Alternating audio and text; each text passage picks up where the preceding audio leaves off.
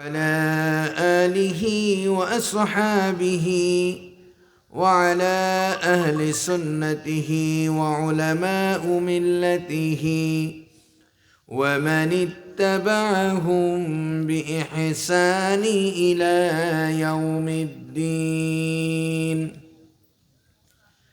أما بعد، فقد قال الله تبارك وتعالى في كلامه المجيد وفرقانه العظيم।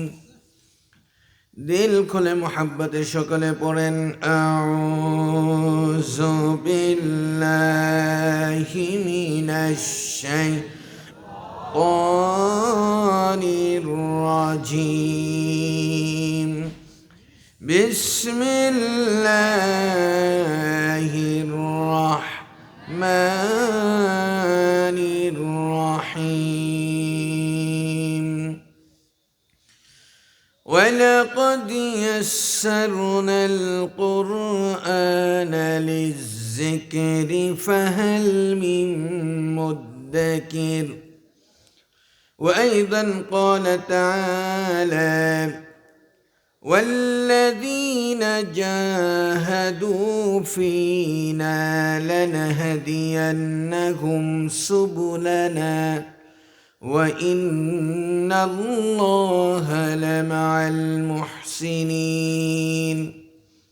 قال تعالى في شان حبيبه ومحبوبه ومعشوقه تعظيما وتكريما: إن الله وملائكته يصلون على النبي يا أيها الذين آمنوا صلوا عليه وسلموا تسليما.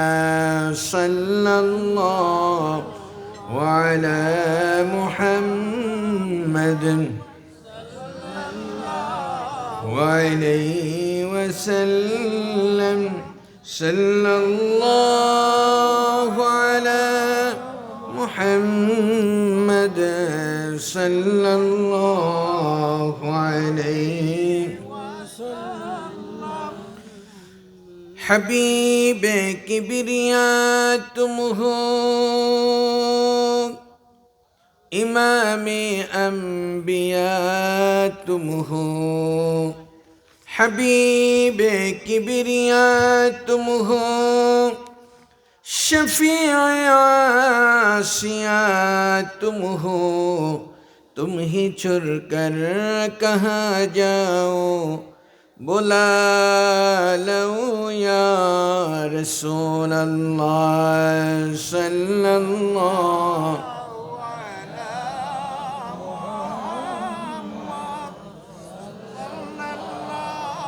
وعلیہ وسلم. صلی اللہ علیہ صلی اللہ علیہ. بلغ العلا بكماله كشف الدجى بجماله حسنت جميع خصاله.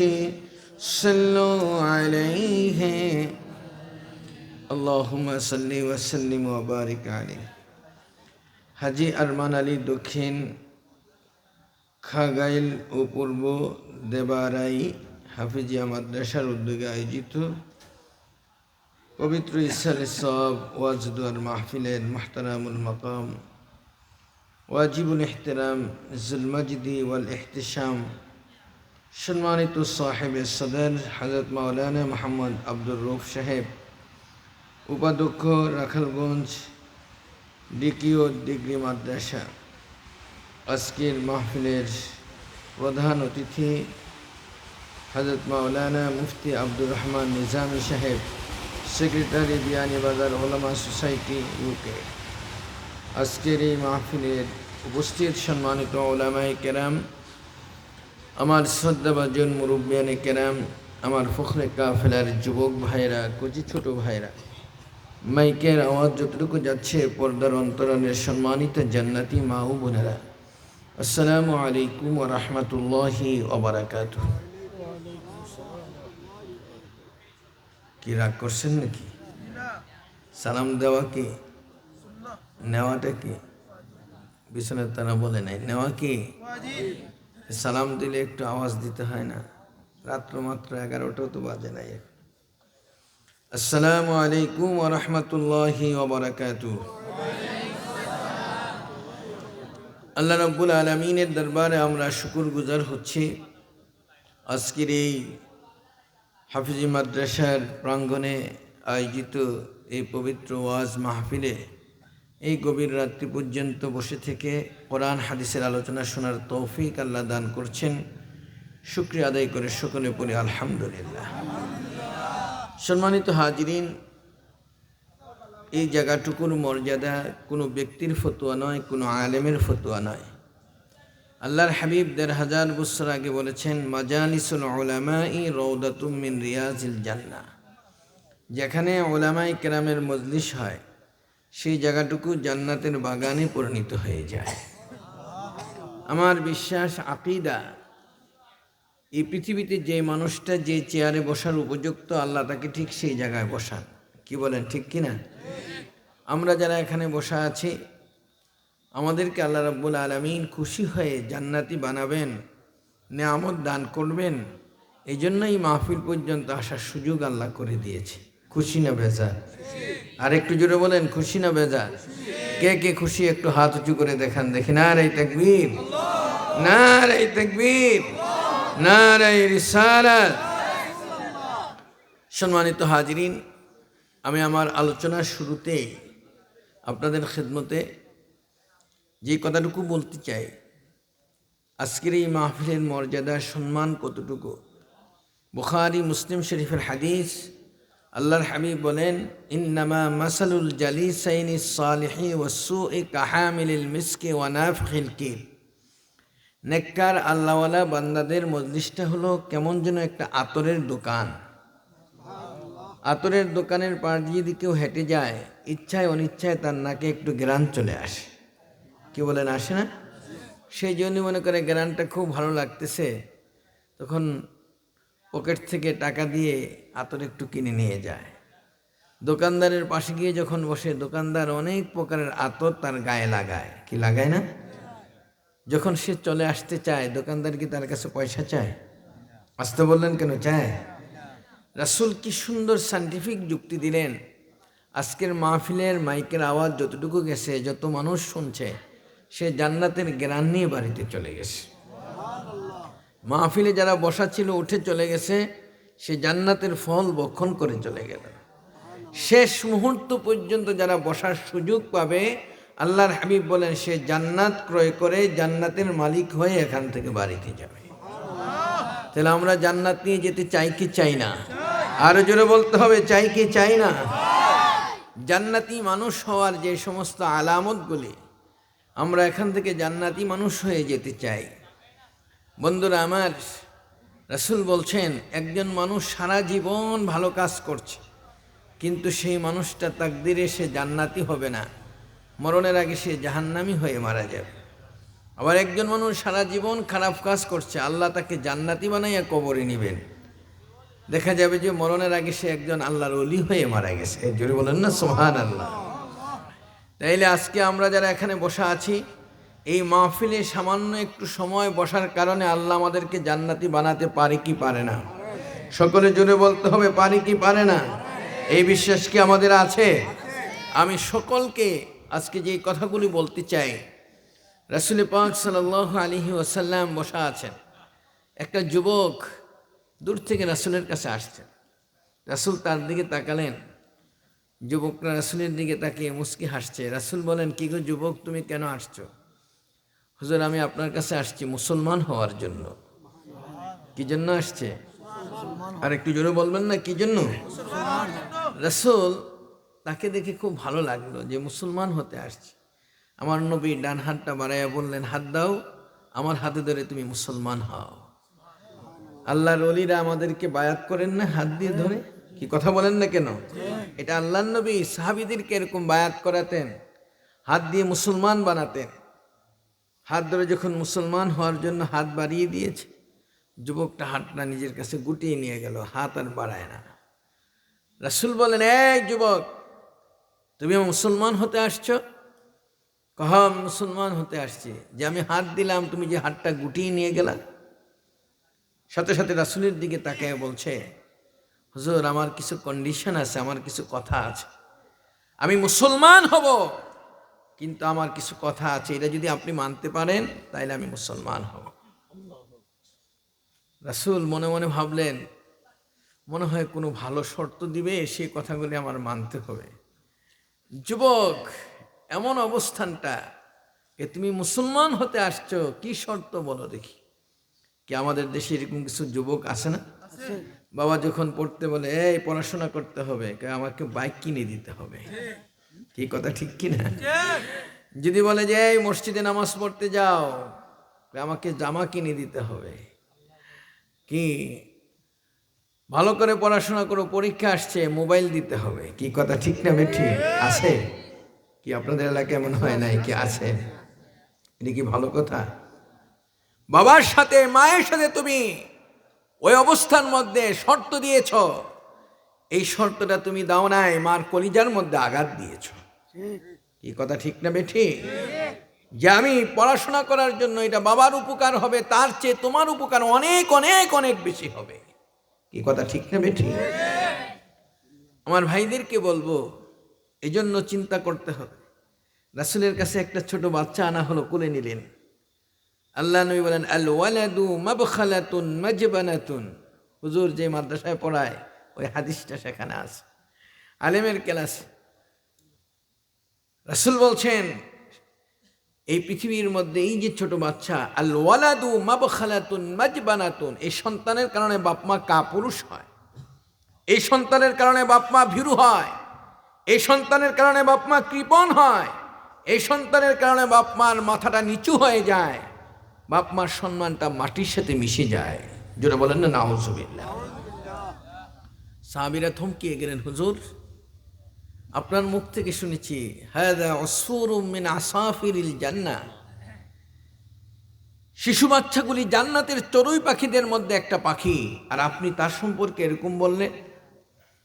রাসূল বললেন, বুঝো নাই? কয় না, এই বাচ্চাটা বড় হওয়ার পরে যদি ভালো হয়, বাপ মার সম্মানটা আকাশচুম্বী হয়ে যায়। জোরে বলবেন না সুবহানাল্লাহ? একটা ছেলে ডাক্তার হয়েছে, ইঞ্জিনিয়ার হয়েছে, একটা ছেলে বড় আলেম হয়েছে, একটা ছেলে এসপি হয়েছে, ডিসি হয়েছে। বলেন তো দেখি, বাবা রিক্সার ড্রাইভার, সাধারণ মানুষ রাস্তা দিয়ে হেঁটে যায়, বলে ডিসি সাহেবের বাবা যাচ্ছে, এসপি সাহেবের বাপ যাচ্ছে, টিউনু সাহেবের বাপ যাচ্ছে, অফিসারের বাপ যাচ্ছে, আলেমের বাপ যাচ্ছে। সম্মান আছে কি নাই? আপনাদের কাছে কথাগুলি খারাপ লাগতেছে? আমি একটু বাস্তববাদী মানুষ। মাওলানা ফয়সাল তো কণ্ঠ দিয়া ওয়াজ করে গেছে অনেক। আমাদের ছাত্র তো, এই জন্য আপনাদের কাছে বলি, এই বড় বড় বক্তারা আসে যারা, সবাই প্রায় আমার ছাত্র। তো এই জন্য আপনাদেরকে বলবো যে একটু কথা যেটা একটু হৃদয়ের কান দিয়ে শুনে যান। একটা কথাও যদি হৃদয়ে লেগে যায় আজকে, হয়তো বা মাহফিলটা সার্থক হয়ে যাবে। যেটা বলেন না আলহামদুলিল্লাহ। ওয়াজ নসিহাত আমলের জন্য, এটা শোনার জন্য না। কি কথা ঠিক না বেঠিক? সাহাবায়ে কেরাম থমকিয়ে গেলেন, হুজুর, এই বাচ্চাটার কারণে বাপ মা তাদের সম্মান নিচু হয়ে যায়। কয় ছেলেটা যদি খারাপ হয়, বাপ মার সম্মানটা ধুলার সাথে মিশে যায়। কি বলেন ঠিক কিনা? ছেলে মদ খায়, ডাকাত, সন্ত্রাস, মদখোর, চোর, বাবা মাহফিলের সভাপতি, এলাকার মেম্বার, চেয়ারম্যান, এমপি, যার কথায় সমাজ ওঠে আর বসে। আসি কি নাই বলেন? আরো জোরে বলতে হবে, আসি কি নাই? বাবা রাস্তা দিয়ে হেঁটে যাচ্ছে, ছোট একটা বাচ্চা পিছন দিক থেকে ডাক দেখে, যে সুরের বাপ যাচ্ছে, মদখোরের বাপ যাচ্ছে, সন্ত্রাসীর বাপ যাচ্ছে, ডাকাতের বাপ যাচ্ছে। বাবার মনটা ভালো না খারাপ? আসতে বললেন কেন? ভালো না খারাপ? কতটুকু খারাপ বলো তো দেখি যুবক? মাশাআল্লাহ। আমি আমার যুবক ভাইদেরকে এই প্রশ্নটা রাখবো এই জন্য যে তোমাদের মুখ থেকে শুনতে চাই, বলো দেখি বাবার মনটা কতটুকু খারাপ হইতে পারে, কম না বেশি? অনুভূতিটা কি হইতে পারে যে আজকে তারা বুঝবে না, এই ছোট ছোট মানুষ যারা যুবক তাদের মাথায় ঢুকবে না। যেই দিন বাবা হবে ওই দিন হয়তোবা তার কাছে এটা উপলব্ধি হবে। কি বলেন, ঠিক কিনা? ও বাবাজিরা আমার,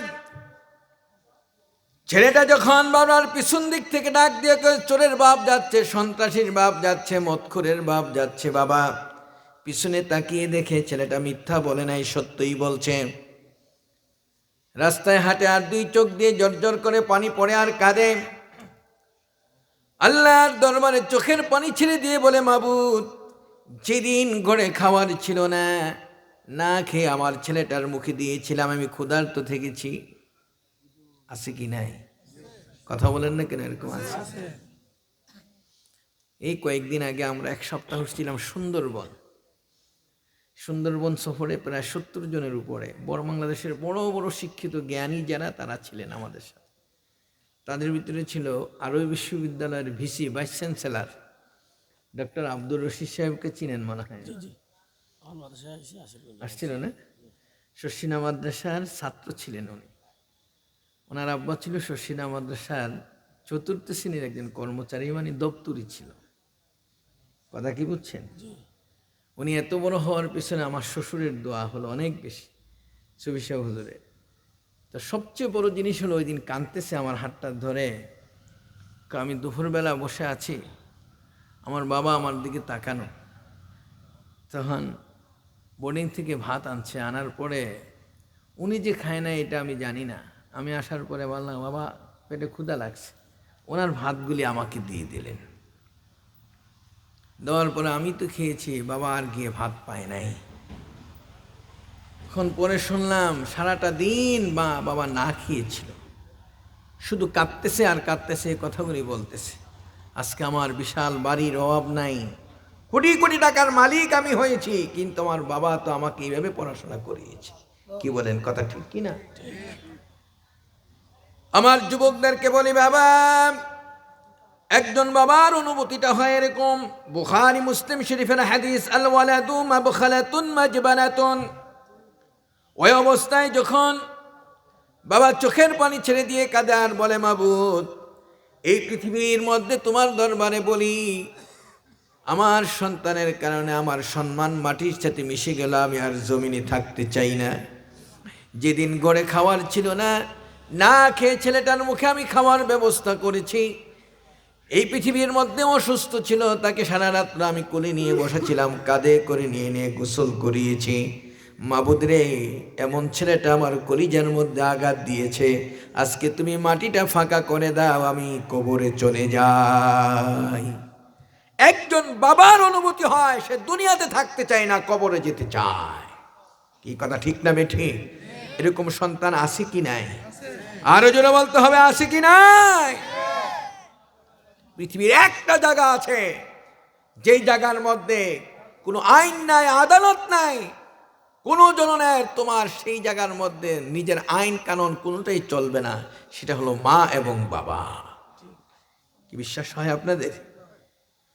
এই জন্য আমার যুবকদেরকে বলি, বাবারে, এখানে বসে আছে আল্লাহর নবী, তার একজন সাহাবী ছিলেন হযরত আবু হুরায়রা রাদিয়াল্লাহু তাআলা, মাত্র যুবক বয়স, সেই অবস্থার মধ্যে রাসূলের কাছে এসে কাঁদতেছে। আমার নবী তার দিকে তাকালেন, যুবক, তোমার চোখে পানি কেন, কি হয়েছে বলো দেখি। যুবকের কান্নাটা আরো বেড়ে গেল, হাউমাউ করে কেঁদে দিয়ে আল্লাহর নবীর সামনে কাঁদতেছে আর বলতেছে, ইয়া রাসূলুল্লাহ, ইয়া হাবিবাল্লাহ, আমি আপনার দরবারে এসেছি, আমি ঘরে গিয়েছি, মা দুঃখিনী আমাকে মেরেছে। কয়, তাই নাকি?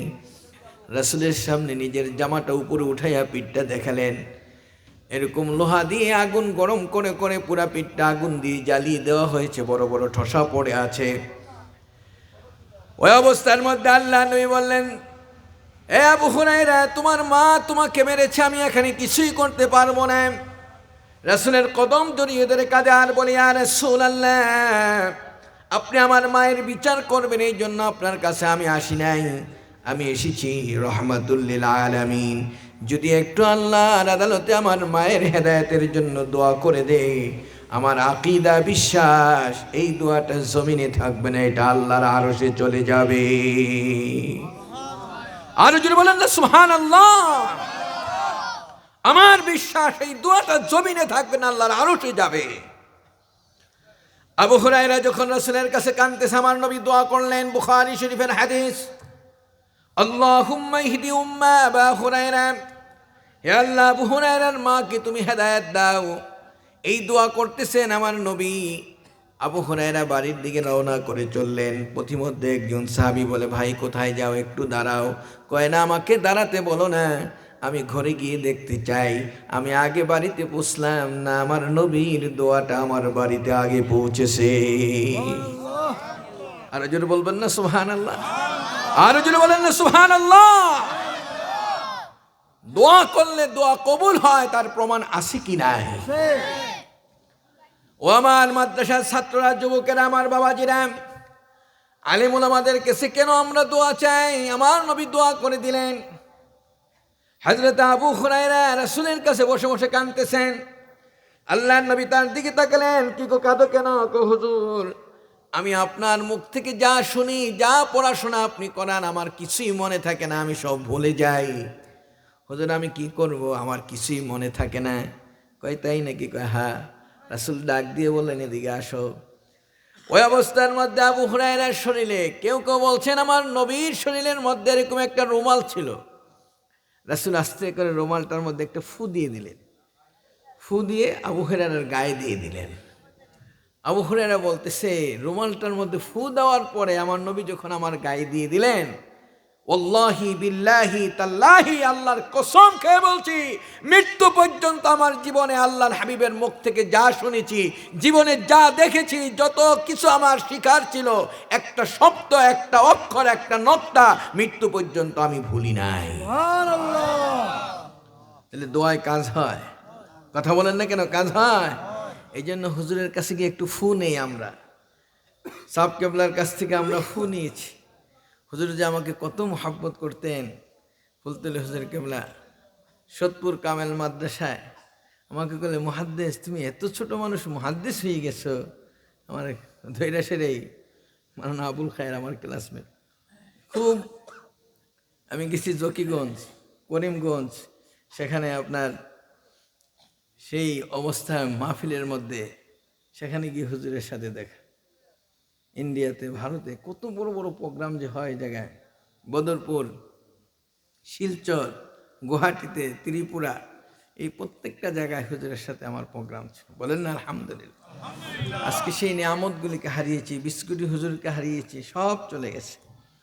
আজকে আপনাদের খেদমতে বলতে চাই, এই সমস্ত নিয়ামতগুলি আমাদের জন্য ছিল, তারা আমাদেরকে ফু দিতেন, দোয়া করেছেন। কি বলেন, ঠিক কিনা? এই দোয়া কিয়ামত পর্যন্ত চলবে কি চলবে না? আর জোরে বলতে হবে, চলবে কি চলবে না? আজকে যারা এখানে আমার যুবকরা বসা আছে, আমার দোয়াটা কবুল হলো কিনা, এই প্রমাণটা আপনি কিভাবে পাবেন? আজকে এটা জানার দরকার আছে যে আমি একটু চিন্তায় যে আমার দোয়াটা কবুল হয়েছে। কিভাবে আমার দোয়াটা কবুল হয়? আমার হাতের মধ্যে যে রেখাগুলি আছে, আছে প্রত্যেকের হাতে আসেনি? দেখা তো আছে। আজ পর্যন্ত চিন্তা করছেন এই রেখাগুলি কেন আল্লাহ দিছে? কেউ জানেন? এই হাতের মধ্যে এই রেখাগুলি, এটি হলো রে। আমাকে আপনাকে আল্লাহ তৈরি করার পরে আল্লাহর আরশের পাশে আমার হাতের এই ছাপটা আল্লাহ রেখে দিয়েছে। আর একটু জোরে বলবেন না সুবহানাল্লাহ। রাখার সাথে সাথে এই অবস্থার মধ্যে কেন রাখছেন আজ পর্যন্ত এটা কেউ চিন্তা করে নাই। বিজ্ঞান এতদিন পরে এটা তথ্য খুঁজে পেয়েছে। আল্লাহ রাব্বুল আলামিন আরশের পাশে হাতের এই ছাপটা, এই রেখাটা রাখার কারণে যখন কোনো বান্দা দুনিয়াতে আল্লাহর কাছে দোয়া করে, এই হাতের এই রেখাটা ওই হাতের রেখার সাথে যখন মিল হয়, ইলেকট্রন এবং পজিট্রন যেরকমভাবে সূর্যরশ্মি থেকে এক্সের রিপোর্ট চলে আসে, এমআরআই রিপোর্ট চলে আসে, সিটি স্ক্যানের রিপোর্টটা চলে আসে, ঠিক তদ্রুপভাবে বান্দার হাতটা ওইটার সাথে মিল হওয়ার সাথে সাথে সে যেই হোক না কেন, আল্লাহর বান্দা হোক, আল্লাহ রাব্বুল আলামিন তার রেজাল্টটা ব্রেনের মধ্যে চলে আসে। জোরে বলবেন না সুবহানাল্লাহ। এখন বলবেন হুজুর কিরকম ব্রেনের মধ্যে আসে? যখন কোনো মানুষ দোয়া করতে থাকে তখন চোখ দিয়ে টপ টপ করে পানি পড়তে থাকে। জীবনের অনুভূতিটা তার ভিতরে, আমি এই কাজগুলি করেছি, এটা তো অন্যায় করেছি, অপরাধ করেছি, ভালো করি নাই। যখন তার ভিতরে এই অনুভূতিটা তৈরি হয়, চোখ দিয়ে জড়জড় করে পানি পড়ে, আল্লাহর হাবিব বলেন পানিটা মাছির মাথা পরিমাণও যদি আসতে দেরি হয়, আমি আল্লাহ তার মনের আশা পূরণ করতে দেরি করি না। আর জোরে বলবেন না সুবহানাল্লাহ? তাহলে আমার দোয়া কবুল হলো কিনা এই প্রমাণ পাওয়া যায় কি যায় না? আরো জোরে বলতে হবে, যায় কি যায় না? আজকে সারা পৃথিবীতে বিজ্ঞানের অগ্রযাত্রা, সব তথ্যগুলি এক এক করে খুঁজে পেয়েছে। জোরে বলেন না সুবহানাল্লাহ? আপনি কি একবারও চিন্তা করেছেন বর্তমান আমার এই যুবক ভাইদের সত্যের কাছে এক একটা মোবাইল আছে, কম্পিউটার আছে, ল্যাপটপ আছে, কি আছে না? আজকে তোমাদেরকে একটা প্রশ্ন করি, সিকিউ যেটা creative question, MCQ multiple creative question যেটা, বলেন তো দেখি যে কম্পিউটারের যে বাইনারি সংখ্যা এটা কত? কে জানে একটু দেখি। মেগাবাইট গিগাবাইট আছে না, বাইনারি সংখ্যা যেটা দিয়ে সারা পৃথিবী নিয়ন্ত্রণ হয়। সারা পৃথিবী, এই যুবকরা কথা বলা লাগবে, আমি যুবকদের এই জন্য কথাগুলি বলছি, বুড়া মানুষ কম এখানে। কি বলো দেখি যে কম্পিউটারের বাইনারি সংখ্যাটা কত মেগাবাইট? কি জানা আছে কারো? একজনও নাই, সকলের কাছে দিই, লন্ডনের পার্টি সব। কম্পিউটার সারা পৃথিবী যেটা দিয়ে নিয়ন্ত্রণ করে, এটার মূল সংখ্যাটা হলো 01। কত? 01। কত? 01। এই 01 দিয়ে সারা পৃথিবী নিয়ন্ত্রণ করছে।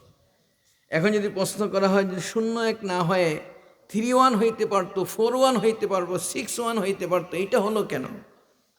আপনি কি একবারও চিন্তা করছেন? আপনি চিন্তা করেন নাই কিন্তু।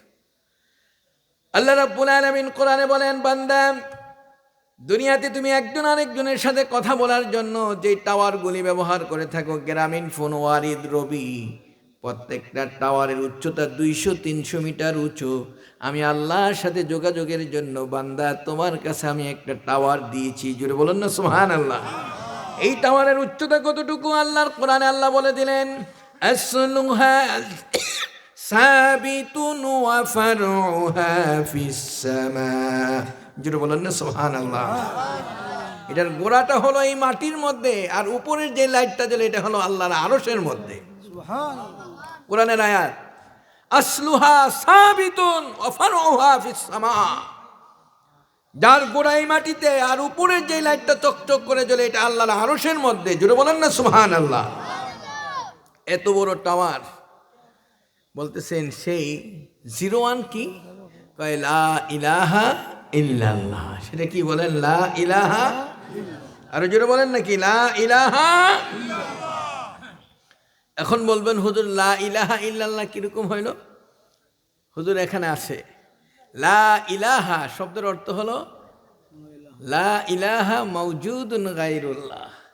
লা ইলাহা কিছুই নাই, ছেলে নাই, মেয়ে নাই, স্ত্রী নাই, পরিজন নাই, কোনো অস্তিত্ব নেই, এটা হলো জিরো।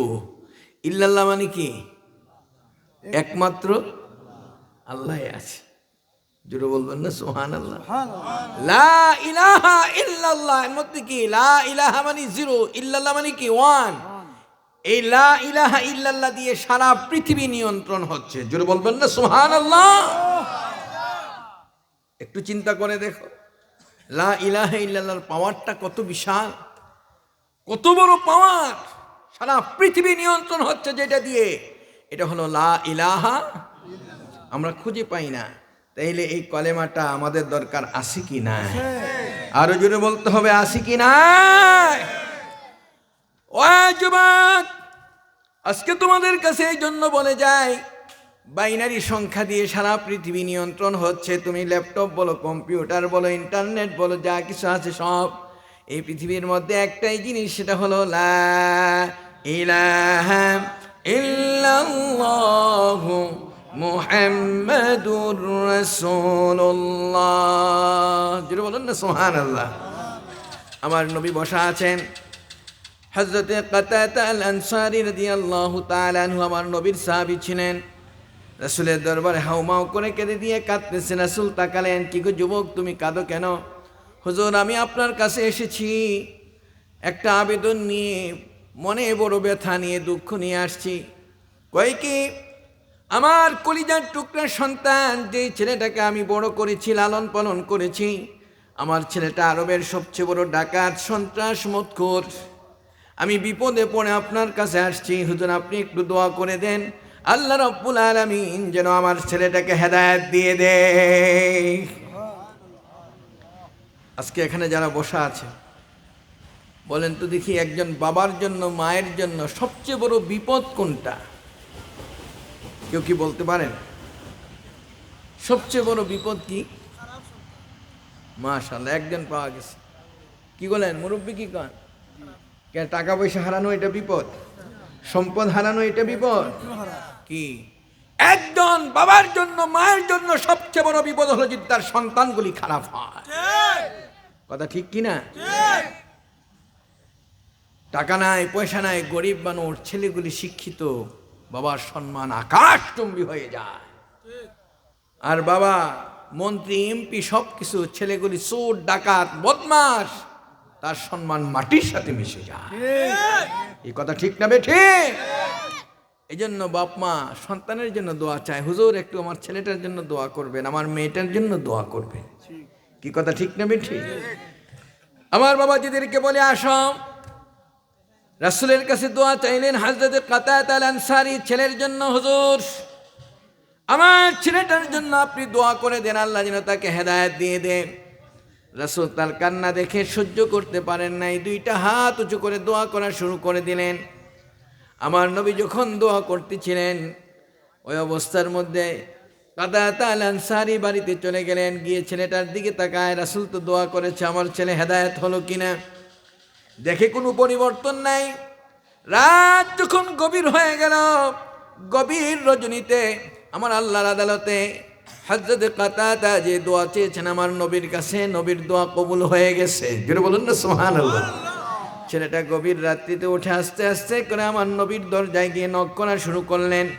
আল্লাহর নবীর সামনে দরজাটা যখন ধাক্কা দিচ্ছেন, দরজা খুলে দেখে তাকিয়ে যুবক একটা দাঁড়ানো। কে গো যুবক, তুমি এখানে দাঁড়িয়ে আছো গভীর রাত্রিতে?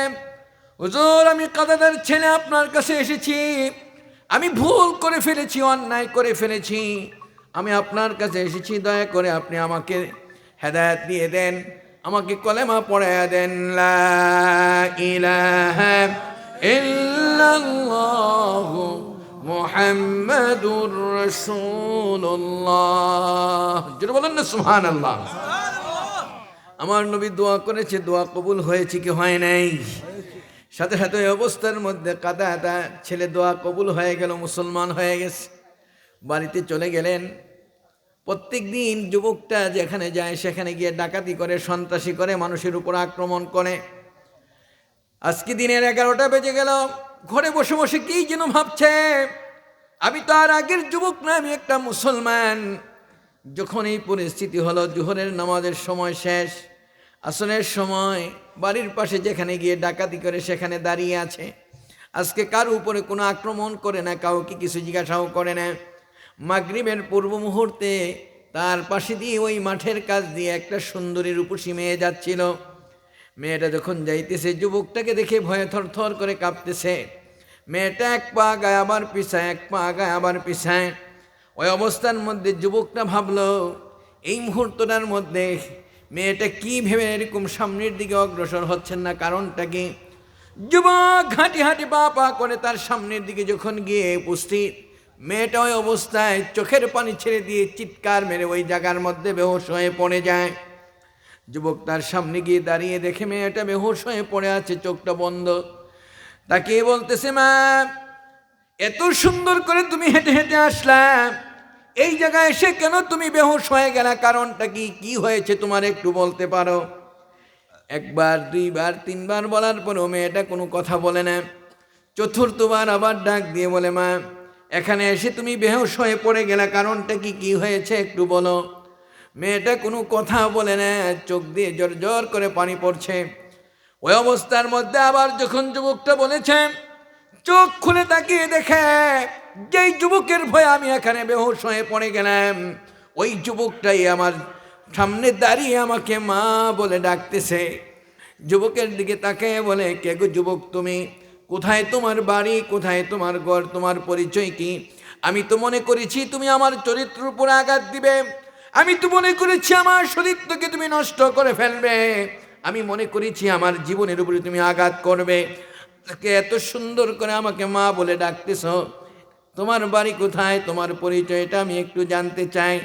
যুবকটা হাউমাউ করে কেঁদে দিয়ে বলতেছে, কে গো তুমি? এত সুন্দর করে আমাকে আমার পরিচয় জিজ্ঞাসা করছো, তুমি জানো না গতদিনে যদি এই রাস্তা দিয়ে তুমি হেঁটে যেতে, আমি যুবকের হাত থেকে তোমার চরিত্রটা কখনো রক্ষা হতো না। তুমি জানো না আমি আর আগের যুবক নাই, গত রাত্রে গিয়ে রহমতুল্লিল আলমিনের হাতে হাত দিয়ে আমি মুসলমান হয়েছি, আমি মুসলমান যুবক।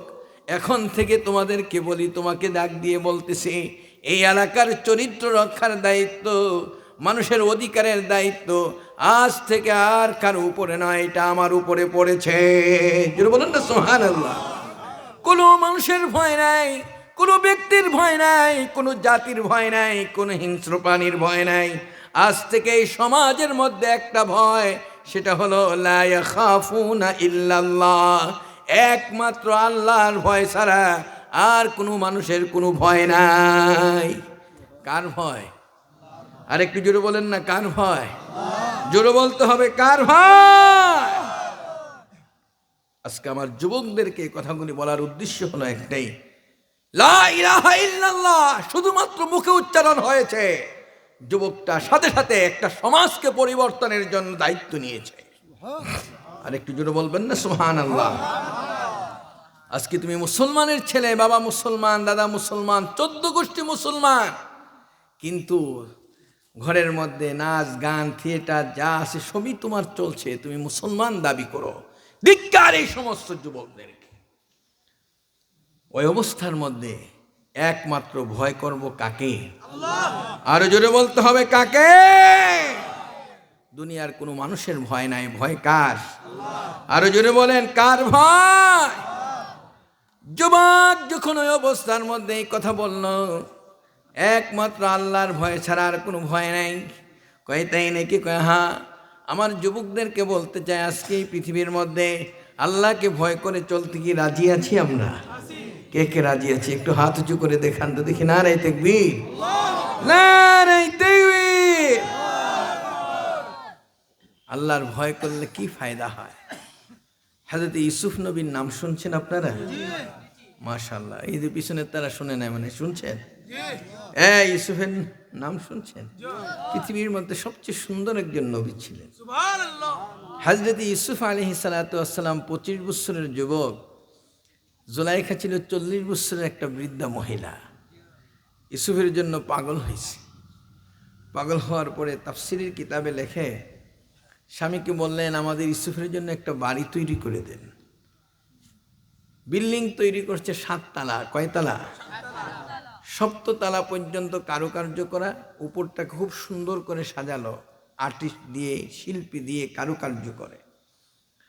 ইউসুফকে নিয়ে চলছে উপরে, যাইতেছে, উপর থেকে এক একটা তালা লাগায়, আর 7 তালা পর্যন্ত বড় বড় 7টা তালা লাগাইছে। তালা লাগাইয়া সেখানে গিয়ে ইউসুফকে বলে, এই যে ল্যাংটার ছবিগুলি দেখা যায়, ইউসুফ কেমন লাগতেছে? কয় নাউজুবিল্লাহ। কয় এই ছবিগুলি কেমন লাগতেছে? কয় ইন্না লিল্লাহ। কয় এই ছবিগুলি কেমন লাগতেছে? কয় আস্তাগফিরুল্লাহ। কি কথা কি বুঝতে পারছি? আজকে আমার এই এলাকার ভাইয়েরা, আপনারা যদি এরকম ল্যাংটা ছবি দেখতেন, আপনারা কি বলতেন? আলহামদুলিল্লাহ। পিছনে তারা বলে না, কি বলতে হবে? আরো জোরে বলেন, কি? ইউসুফ কয় এগুলি দেখে তো শয়তানও বরদাস্ত করতে পারে না, আপনি আমাকে কি দেখাচ্ছেন? কি আমাদের দেশের যুবকদের পাশে এরকম ছবি আছে কি নাই? সালমান শাহর ছবি, শাবানার ছবি, অমুক নায়িকার ছবি কি আছে কি নাই? এটা কি ভালো কাজ? আসতে বলেন কেন ভালো কাজ? আমার বাবাজিরা, সারাদিনই তো ওয়াজ চলছে, এক এক করে যেটা বলে যাচ্ছি, শেষ মুহূর্তে রাত গভীর হয়ে গেছে, এই মুহূর্তটার মধ্যে আমরা কিছু প্রতিজ্ঞা নিয়ে আজকে বাড়িতে যাই, জীবনের সিদ্ধান্তগুলি নিয়ে আজকে বাড়িতে যাই। হযরত ইউসুফ নবীর ঘটনা বলা উদ্দেশ্য নয়। জুলাইখা আস্তে করে তার সামনে দাঁড়ানো, ইউসুফ বলতেছেন, তুমি এখানে দাঁড়িয়ে আছো, শরীরে একটা কাপড় ছিল দিয়ে মূর্তিগুলি ঢেকে দিলেন। মূর্তিকে ঢাকলা কেন? আমরা দুইজনে বসে গল্প করবে, আর আমার খোদা যদি তাকাই থাকে, এটা লজ্জার ব্যাপার। কয় তোমার খোদাকে চাদর দিয়ে ঢাকলে সে আর দেখতে পারে না, আমার খোদাকে এরকম 70 পল্লা চাদর দিয়ে ঢাকার পরও আমার খোদা দেখতে পারে। আল্লাহ কি দেখতে পারে না? রাতের বেলা দেখে কে? পানির নিচে গেলে দেখে কে? সবসময় আমার পাশে আছে কে? জোরে বলেন কে? কি বিশ্বাস হয় আপনাদের? সে আল্লাহকে ফাঁকি দেওয়া যাবে? আসতে বললেন কেন? ফাঁকি দেওয়া যাবে? ও যুবক, ইউসুফ দু চোখের পানি ছেড়ে দিয়ে হাউমাউ করে কেঁদে দিলেন। আল্লাহ, আমার বাবা কাছে নাই, মা নাই, আপনজন নাই। এই মুহূর্তে যদি আমার চরিত্রটা নষ্ট হয়ে যায়, জীবনে কোনোদিন আমি বুক ফুলে বলতে পারবো না আমি একটা চরিত্রবান যুবক। আজকে এই মুহূর্তটার মধ্যে চোখের পানি ছেড়ে দিয়ে কার কাছে সাহায্য চেয়েছে? আরো জোরে বলতে হবে, কার কাছে? আল্লাহর কাছে সাহায্য চেলে আল্লাহ দিতে পারে কি পারে না? আসতে বললেন কেন? পারে কি না? আমার বাবাজিরা আসেন, ইউসুফ নবী সঙ্গে সঙ্গে আল্লাহর কাছে যেখানে আল্লাহ রাগ দিয়ে বলে, চিন্তা করো না, আমি তোমার পাশে আছি। যেটা বলুন না সুবহানাল্লাহ। জাহাদু ফিনা লানাহদিয়ান্নাহুম সুবুলানা।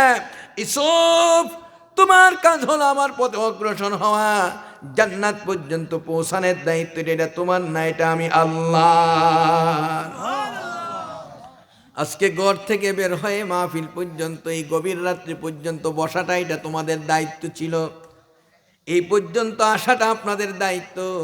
এখান থেকে জান্নাতি মানুষ হয়ে, ভালো মানুষ হয়ে, আল্লাহওয়ালা হয়ে, আল্লাহর ওলি হয়ে, আজকে আল্লাহ রাব্বুল আলামিনের খাঁটি বান্দা হয়ে বাড়ি যাওয়ার দায়িত্বটা এটা আপনার না, এটা আমারও না, কোনো আলেমের না, কোনো পীর সাহেবের না, কোনো বুজুর্গের না। এই দায়িত্বটা স্বয়ং আমার আল্লাহ। কার? জোরে বলতে হবে, কার? একটা কথা যদি হৃদয়ে লেগে যায়, একটা শব্দ যদি মনের মধ্যে লাগে, এটাই আজকের মাহফিলের নাজাতের উসিলা হবে। কি কথা ঠিক না ঠিক? ওই অবস্থার মধ্যে বলো, চিন্তা করো না, সামনে যাও। আল্লাহু আকবার, তালাদের টান দে। আল্লাহকে, তুমি আমার পথে আসছো, জিবরাইল তালা খুলে দাও। সাথে সাথে তালা খুলে গেছে। সুবহানাল্লাহ। 7 তালা থেকে নিচতলা পর্যন্ত সব তালা খুলে গেল। আমার আল্লাহ ডাক দিয়ে বলে, ইউসুফ, কাউকে ভয় করলা না, আমি আল্লাহকে ভয় করেছো। আমি তোমার জন্য রেজিস্ট্রি করে দিলাম, দলিল করে দিলাম, নিয়ে যাও। ওয়ালিমান খাফা মাকামা রাব্বিহি জান্নাতান। যেটা বলেন না সুবহানাল্লাহ। আল্লাহ রাব্বুল আলামিন সঙ্গে সঙ্গে অবস্থার মধ্যে ইউসুফকে ডাক দিয়ে বলে, ইউসুফ, পৃথিবীর কোনো মানুষকে ভয় করলা না, কোনো ব্যক্তিকে ভয় করলা না, আমি আল্লাহ রাব্বুল আলামিনকে ভয় করেছো। আমি আল্লাহ খুশি হয়ে তোমার জন্য একটা না 2টা জান্নাত আমি রিজার্ভ করে দিলাম। সে আল্লাহ এখনো আছে কি নাই? না দুর্বল হয়ে গেছে? না ঘুমাই গেছে? এই পিছনের তার কি আল্লাহ কি ঘুমাইছে? কি দুর্বল হয়ে গেছে? তাহলে আজকে যারা এখানে বসা আছি, হাতের সামনে মোবাইলের মধ্যে ল্যাংটা ছবিগুলি যখন দেখব, সামনে একটা বেগানা মেয়ে পড়বে, খারাপ ছবিগুলি যখন আমরা দেখব, যখনই খারাপ কাজ হচ্ছে সেটা দেখব, তখন ভয় করব কাকে? জোরে বলেন কাকে? ওই অবস্থার মধ্যে যদি আমি সাথে সাথে আমার চোখটাকে নিম্নগামী করে ফেলি, খারাপ কাজ থেকে আমি যদি বিরত থাকি, মিথ্যা কথা থেকে যদি আমি বিরত থাকি, সে আল্লাহ আমাকে জান্নাত দিতে পারে কি পারে না? এই বিশ্বাস কার কার আছে? হাত উঁচু করে দেখা। নারে তাকবীর, নারে তাকবীর, নারে রিসালাত। আল্লাহ কবুল করুক, বলেন আমিন। আরো জোরে বলেন আমিন। আমার বাবাজিরা, আমার ভাইদেরকে বলতে চাই, যে হাদিসটুকু আপনাদের কাছে বলতেছিলাম, যুবক হাত গুটাইয়া নিলেন, মনে আছে তো না? ভুলে হাতটা গুটাই না। কি যুবক? হুজুর, আমি মুসলমান হব। কই কি? আমার কন্ডিশন আছে, আমি মিথ্যা কথা বলি, এটা আমি ছাড়তে পারবো না। আমি মদ খাই, এটা আমি ছাড়তে পারবো না। আর কি? আমি সুদ খাই, এটাও আমি ছাড়তে পারবো না। কই তাই নাকি? কাহা আমার নবী তার দিকে তাকিয়ে বললেন, তোমার এই কাজগুলি করা লাগবে? তুমি মুসলমান হইতেও আসছো? আর আমি আর আপনি যদি হইতাম, দুইটা থাপ্পড় দিয়ে বলতাম, এত বড় সাহস! কি কথা ঠিক কিনা? এই হলো আমার নবীর ব্যবহার, ছিল সুন্দর আচরণ। জোরে বলেন না সুবহানাল্লাহ। ওই যুবক, আমার নবীর সামনে যখন যুবকটা সুন্দর করে এই কথাগুলি বলল, রাসূল তার দিকে তাকিয়ে আছেন, কোনো কথা বলেন না। একটু পরে যুবকটা আমার নবীর দিকে তাকিয়ে বলে, হুজুর, আমার একটা কথা, সেটা হলো এই অন্যায়গুলি থেকে সবচেয়ে ছোট অপরাধ যেটা আমি ছেড়ে দেব, বাকিগুলি আমি করব। রাসূল কয়, ছোট কোনটা আর বড় কোনটা তুমিও কো, আমি বলবো না। আপনারা বলেন তো দেখি, তিনটা অপরাধের মধ্যে সবচেয়ে ছোট কোনটা? হ্যাঁ, হুজুর বলছেন তিনোটাই বড়। এই যুবক, তোমাদেরকে প্রশ্ন করলাম, কও দেখি। আমি একটু ব্যতিক্রম ধর্মী বক্তা, তো আমার ওয়াজের মধ্যে সব জবাব দেওয়া লাগে, নাইলে কিন্তু বলা লাগবে। বলো, এই তিনটার মধ্যে ছোট অপরাধ কোনটা? মিথ্যা কথা, মদ খাওয়া, কি মদ খাওয়া, এটা ছোট। মাশা, এদিক দেও।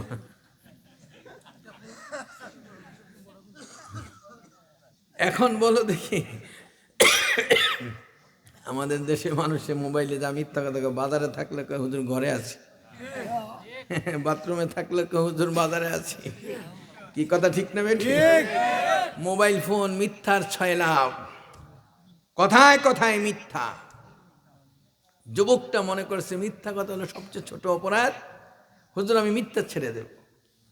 কয় তাই নাকি? কাহা সত্য বলছো? কাহা সত্যই বলছি।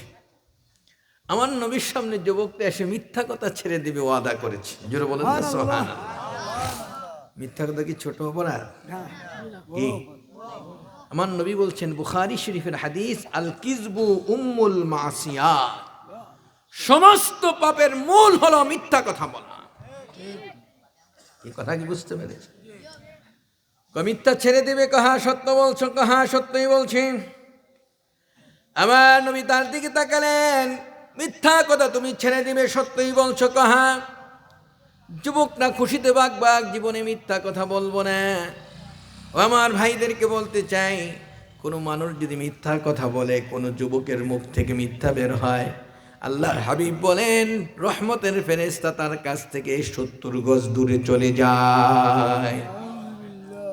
কোন যুবক যদি মিথ্যা ছাড়তে পারে, ওই যুবকটা আদর্শ যুবক হতে পারে। কোন শিক্ষক যদি মিথ্যা কথা ছেড়ে দিতে পারে, ওইটা আদর্শ শিক্ষক হতে পারে। কি কথা বলেন না কেন? কোন বিচারক যদি জীবনে মিথ্যা কথা না বলে, ওই বিচারক সে একজন শ্রেষ্ঠ বিচারক হতে পারে। কথা বলেন ঠিক না বেঠি? ইন কানা হুররিকতা ওয়া কুতিলতা, আমাকে যদি আগুন দিয়ে জ্বালিয়ে দেওয়া হয়, টুকরা টুকরা করে ফেলা হয়, মুসলমান, আমি কখনো মিথ্যা কথা বলতে পারি? বিশ্বাস হয়? হযরতে বাইজিদ বুস্তামি রাহমাতুল্লাহ আলাইহি, এতটুকু মানুষ রাস্তা দিয়ে যাইতেছে, সন্ধ্যার পূর্ব মুহূর্তে ডাকাতেরা ধরেছে। ডাকাত ধরে বলতেছেন, এই বাচ্চা, সব মানুষ থেকে যা পাইছে সব নিয়ে গেল। বাইজিদ বুস্তামিকে বলতেছে, তোমার কাছে কি আছে দিয়ে দাও। ওর পকেটে যা ছিল এগুলি নিছে। তোমার কাছে আর কি আছে দাও। আমার এই জায়গার মধ্যে আসার সময় মা টাকা সেলাই করে দিয়েছে, এখানে টাকা আছে। কি এখানে কি আছে? টাকা আছে। খুলে দেখে সত্যিই বলছে যে এখানে টাকা আছে, সেলাই করে আটকাই দিচ্ছে, মাদ্রাসায় পড়তে যাবে। তখন বাইজিদ বুস্তামি এই কথা না বললেও তো পারতো, কি বলেন ঠিক কি না?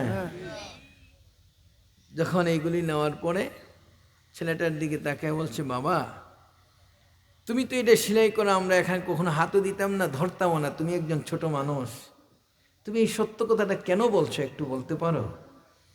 আমি ঘর থেকে যখন বের হয়েছি, আমার মা বলছে জীবনে কোনো দিন মিথ্যা কথা বলবে না। আর একটু জোরে বলবেন না সুবহানাল্লাহ। বাইজিদ বুস্তামির এই কথাটা শোনার পরে ওই জায়গায় যতজন ডাকাত ছিল চোখের পানি ছেড়ে দিয়ে কেঁদে কেঁদে সাথে সাথে আল্লাহর ওলিতে পরিণত হয়ে যায়। আরো জোরে বলেন না সুবহানাল্লাহ। একটা ছোট বাচ্চা যদি আজকে মিথ্যা কথা ছেড়ে দিতে পারে, তাইলে আমরা কেন মিথ্যা ছাড়বো না, চুরি ছাড়বো না, ডাকাতি ছাড়বো না, সন্ত্রাসী ছাড়বো না? আমরা কেন ভালো হতে পারবো না? জোরে বলেন না সুবহানাল্লাহ। একটু কি চিন্তা করেছেন? ভালো মানুষ হওয়ার জন্য দূরে যাওয়ার প্রয়োজন নাই, শিক্ষা এক একজনের কাছ থেকে এক একটা শিক্ষা নিতে হয়। আমার ভাইদেরকে বলতে চাই, ওই অবস্থার মধ্যে যুবকটা যখন এই কথা বলছে, কয় সত্য বলেছ? কাহা?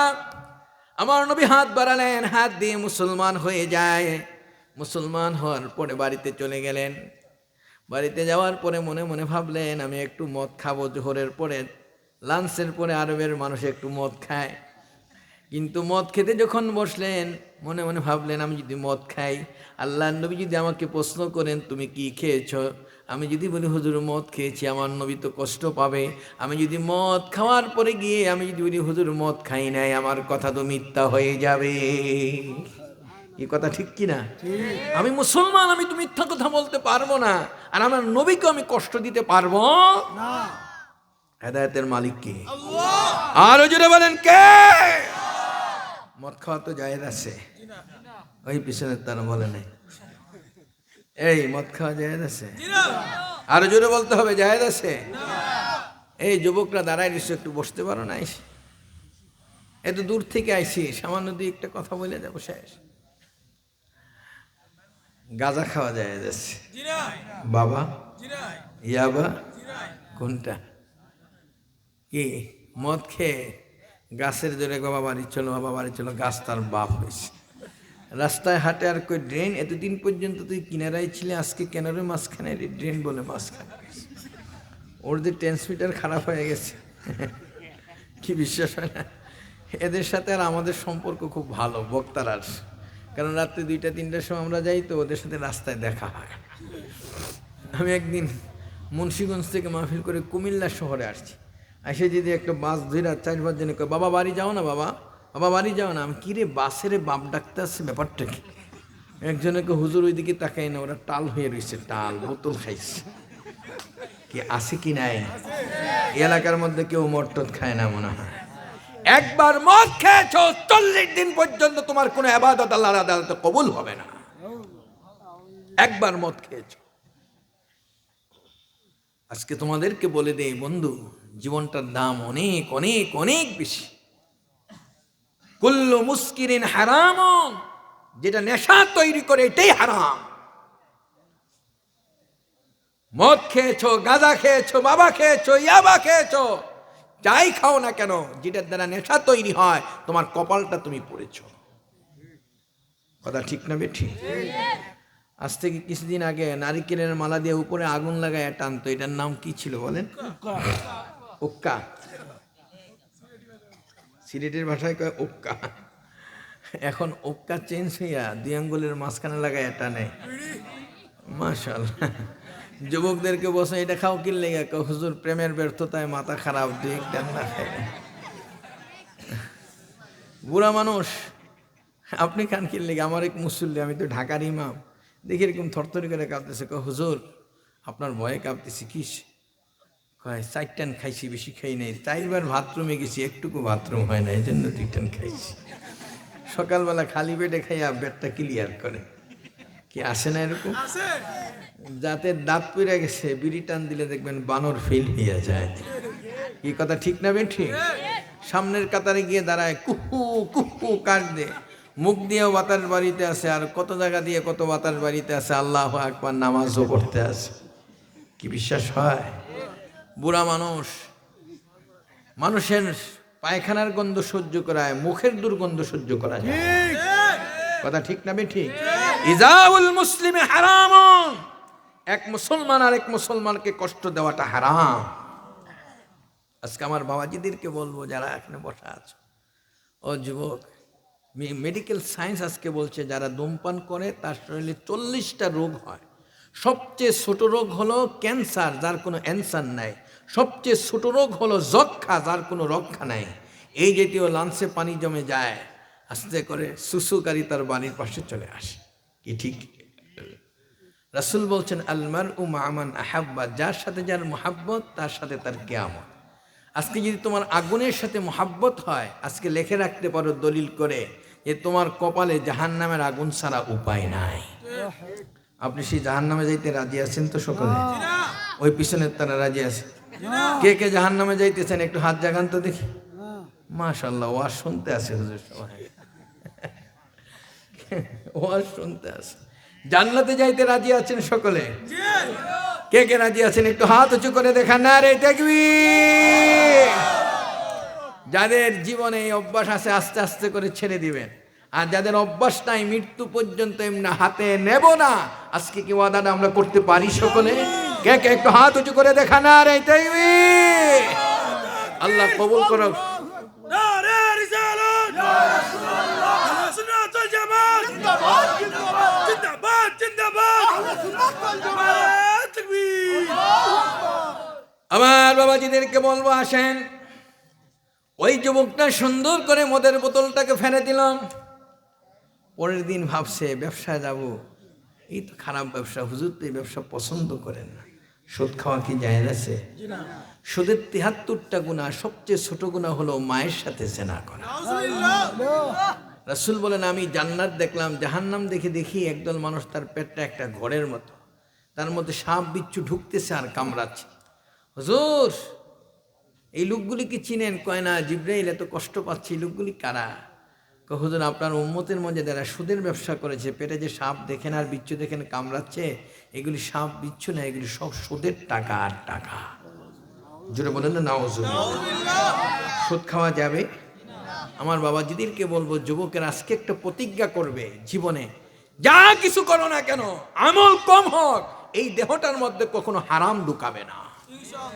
হারামের টাকা যেন এই দেহে দিয়ে কোনো রক্ত তৈরি না হয়, এটা সবসময় খেয়াল রাখবে। আমল যদিও কম হয়, ওই তুমি জান্নাত দেওয়ার জন্য যথেষ্ট হয়ে যাবে। কথা কি বুঝাইতে পারছি আপনাদেরকে? কিন্তু হারাম তৈরি হলে এটা জাহান্নামে যাবে নিশ্চিত। যুবক, আমি যদি সুদের ব্যবসা করে আল্লাহর নবীর কাছে যাই, রাসূল কষ্ট পাবেন। আর ব্যবসা করে গিয়ে যদি হুজুর বলেন কি করে আসছাম, যদি বলি তাইলে আর না করার কারণে আমি যদি এই কথা বলি হুজুর করি নাই, মিথ্যা হয়ে যাবে। আমি তো কখনো মিথ্যা কথা বলবো না, ওয়াদা করেছি। ব্যবসা ছেড়ে দিলেন, মদ ছেড়ে দিলেন, আমার নবীর দরবারে এসে হাজির হয়ে দু চোখের পানি ছেড়ে দিয়ে হাউমাউ করে কেঁদে দিয়ে কাঁদতেছে। রাসূল তাকিয়ে আছেন, কোনো কথা বলেন না। জিব্রাইল চলে আসছে, হুজুর আপনার সামনে একটা যুবক বসে বসে কাঁদে, আপনার কি একটুকু মায়া লাগে না? হুজুর তার দিকে বারবার তাকান না। কই কি বলবো, কি অবস্থা, কেন কাঁদতেছে? হুজুর প্রশ্ন করে বসলেন, যুবক কেন কাঁদতেছ একটু বলো। যুবকের চোখের পানি আরো বেড়ে গেল। আমার নবীর দিকে তাকিয়ে বলে, হুজুর আমার জীবনে আর কোনোদিন মিথ্যা কথা বলবো না, আমার জীবনে আর কোনোদিন সুদের ব্যবসা করব না, আমার জীবনে আর কোনোদিন আমি মদ খাবো না। হুজুর আপনার কাছে আমি ওয়াদা করেছি, আমাকে মাফ করে দেন। আল্লাহর হাবিব ডাক দিয়ে বলে, জিব্রাইল এই উম্মতকে কি দিয়ে আমি ফিরাবো বলো? জিব্রাইল ডাক দিয়ে বলে, হুজুর তার চোখের পানিটা আল্লাহর আদালতে কবুল হয়ে গেছে, আমার আল্লাহ আমাকে পাঠিয়েছে, আপনি বলে দেন মান সাররা আইয়ানজুরা ইলা রাজুলিন, পৃথিবীতে জান্নাতি মানুষ দেখে যদি কেউ খুশি হতে চায়, সে যেন এই যুবকটার দিকে তাকায়। আরো জোরে বলেন না সুবহানাল্লাহ। আজকের এই মাহফিলে বসা আছেন, ওই যুবকটা যদি একটা মুহূর্তের মধ্যে জান্নাতি মানুষ হতে পারে রে বাবা, আজকে এই মাহফিলে যারা বসে আছি গভীর রাত্রি পর্যন্ত, সে আল্লাহ এখনো আছে কি নাই? আমরা মিথ্যা ছেড়ে দিই নাই, সুদ ছেড়ে দিলে, মদ ছেড়ে দিলে, সে আল্লাহ আমাদেরকে জান্নাত দিতে পারে কি পারে না? আমরা কারা কারা এই কাজগুলি ছেড়ে দিতে রাজি আছি? হাত উঁচু করে দেখান দেখি। নারে তাকবীর, নারে তাকবীর, নারে রিসালাত, নারে রিসালাত। আল্লাহ কবুল করুক, বলেন আমিন। আরেকটু জোরে বলেন আমিন। সম্মানিত হাজিরিন, যেহেতু সময় কম, আমার গাড়ির সময় হয়ে গেছে, আমি আর দেরি করতে পারবো না। এই জন্য আপনাদের খেদমতে আলোচনা মাত্র শুরু হলো। এই জন্য সকলকে বলবো, আল্লাহ যেন আমাদেরকে হেদায়েত দিয়ে কবরে নেয়, বলেন আমিন। আরো জোরে বলেন আমিন। মোহাব্বতে সকলে একটু দাঁড়িয়ে সালাম দিয়া নবী,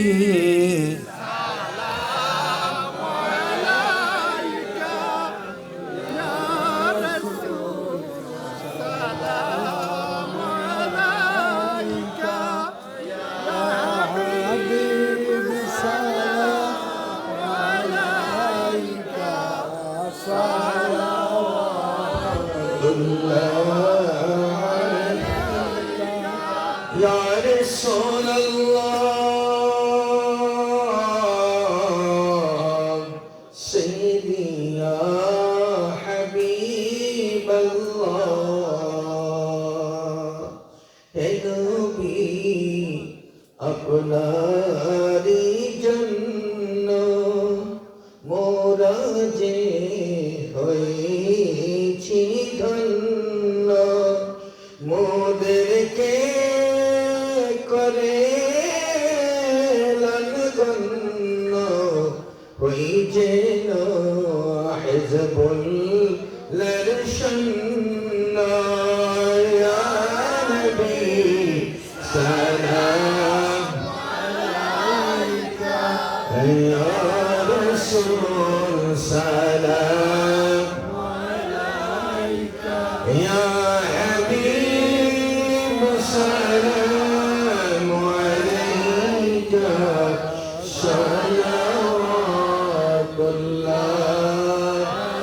सलावतुल्लाह बलग العلا بكماله كشف الدجى بجماله حسنت جميع خصاله صلوا عليه وآله اللهم صل وسلم وبارك عليه